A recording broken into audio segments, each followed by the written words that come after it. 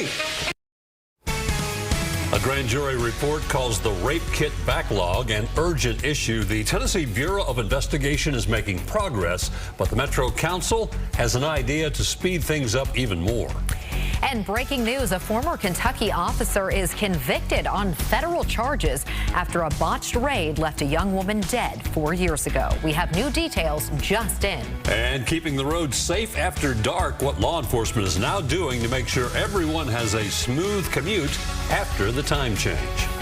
Top stories and tomorrow's forecast in the first 5 minutes. This is News 2 Now at 10.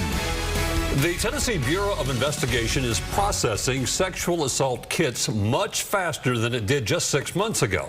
But testing times are still impacting investigations. And now a proposal from Metro Council could help speed up that process even more. News 2's Mai Owens explains. Forensic testing can often tease out a thread of information unseen to the common eye. It's a vital step in the goal of getting rape kits processed. But for years, Tennessee has been battling a backlog. When things are being backlogged, it just really feels like the system isn't paying attention to your needs.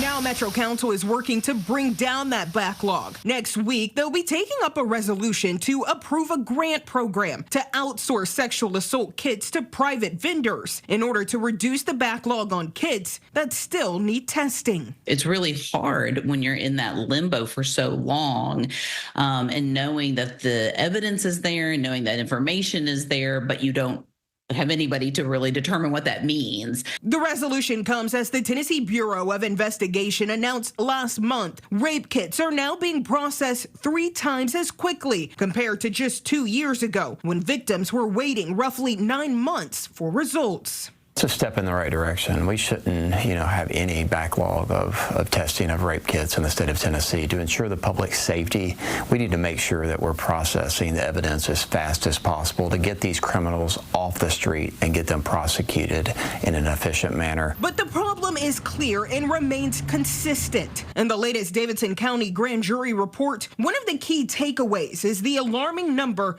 of sex crimes against women and children, calling it an urgent issue, even detailing one of the most pressing challenges is the extensive backlog in DNA processing, which can take nearly 2 years. And Metro Council will take up the resolution on Thursday. It will have to go through 3 different votes before it's approved. Thank you, Mai. We get tomorrow's forecast in the first 5 minutes every night. Outside this evening on this Friday, a little chilly out there, but warming up. The temperatures are dropping into the 40s tonight, but we will warm back up over the weekend into the 70s and 80s, guys. So